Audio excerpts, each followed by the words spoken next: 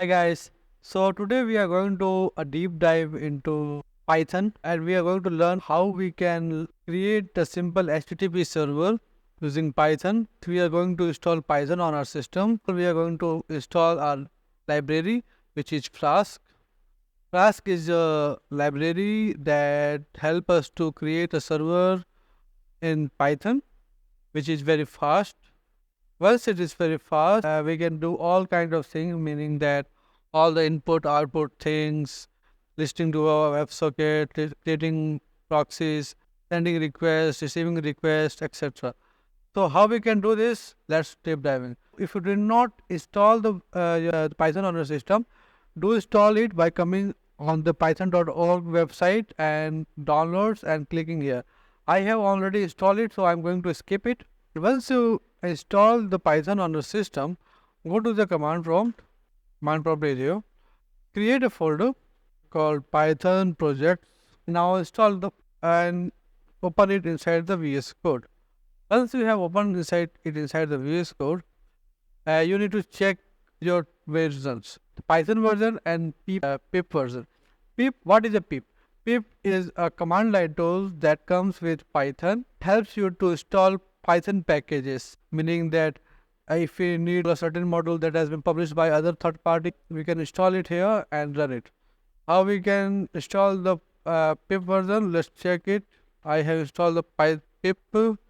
Let me check Python version. Everything is fine. Install Flask. I have already installed that, so it's fine. Now dive into it. So now create a package file called main.py. Import that Flask package from the Flask. We need to import Flask. Once we import it, we need to wrap it inside a variable called app and call it Flask. Name is a default variable Python, which let it know running in a lot of decorators. Decorators is just a way of knowing the Python. It is wrapped inside another function. I can write another function called check, and I can just call it inside. So once I will call this check function, run function will call. But this is a problem because I need to do that, and this is becoming a time consuming and not scalable. Languages like Python and TypeScript give us ability to create a function.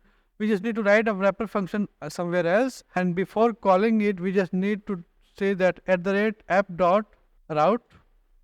On this route, we need to call this function called def main and return hello world. That this is a decorator. Once the code is compiled, the default function will be imported from this package. This function is imported, this function will be called and will return hello world, and everything will be run fine. In this way, our code looks very nice, simple and concise, so we do not have to worry about rewriting and making sure that this is written in a particular way or not. This is the simplest thing that I can show you. In depth, I will be showing you in another video.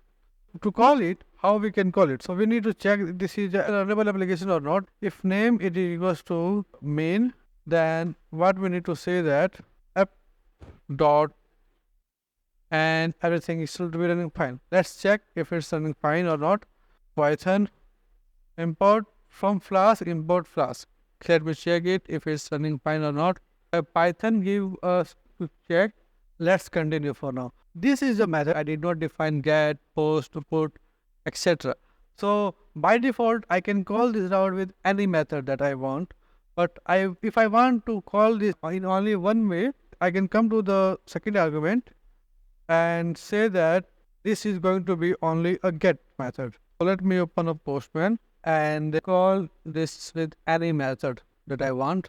It's a get method. It's a post method. Okay, I think they have fixed this issue. By default, it always be going to be get. If I want to say that this is not a get method, if it's only a post method, what I can say, this is going to be only a post method. Method not allowed, get, method. Okay, so I need to restart it. Sorry, it's a methods. It's my mistake. Let me try again. The method is not get. and then his method is post. It should be a post only. It is a post. So yeah, you can see that this is a post method. This is only going to be get and post method. So I can call it in a get method, and this is a get method. This is also a post method. But let's go to the next step. I want to check what is the request has come to this endpoint, meaning that what are the body of it, what are the headers that has been come, and so on and so forth.